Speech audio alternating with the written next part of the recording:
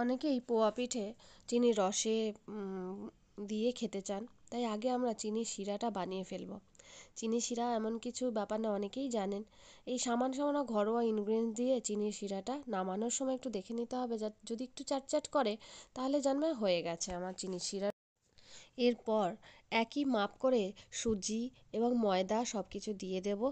অল্প সুজি এবং ময়দার থেকে একটু কম পরিমাণে চিনি দেব, যেহেতু আমি চিনির রসে এটাকে ডোবাবো মালপোয়াটাকে, তাই। যদি আপনারা চিনির রসে না ডোবাতে চান তাহলে চিনির পরিমাণটা একটু বাড়িয়ে দেবেন। দিয়ে দেবো বাড়িতে থাকা গোলাপ জল আর একটু বেশি পরিমাণে দুধ। করে মিক্স করে নেব।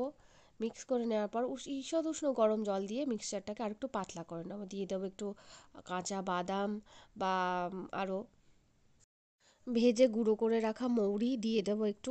দেখুন আমার ব্যাটারটা কীরকম, এরকম একটু পাতলা ধরনের হবে ব্যাটারটা। আমি আপনাদের তুলে দেখাচ্ছি। কড়াই গরম হয়ে গেছে, দিয়ে দেবো তেল।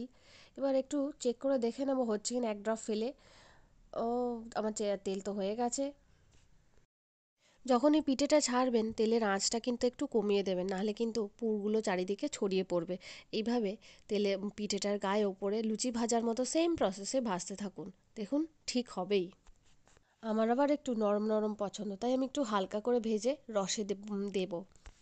হাজব্যান্ডের আবার একটু কড়া কড়া পছন্দ, একটু কুচমুচে খেতে পছন্দ করেন। তাই জন্য তার জন্য আলাদা রকম করে কড়া করে ভেজে দিলাম। এবং রসে ডোবানো তার পছন্দ না, তাই ওপর থেকে একটু অল্প করে রস ছড়িয়ে দেব, যেহেতু আমি মিষ্টির পরিমাণটা কম দিয়েছি। আপনারা কিন্তু এইভাবেই অ্যাডজাস্ট করে করবেন, তাহলে কিন্তু দেখবেন আপনাদের বাঙালির সেরা প্রিয় পিঠে একদম পারফেক্ট হবে এবং বাড়িতেও প্রশংসার পঞ্চমুখ হবেন।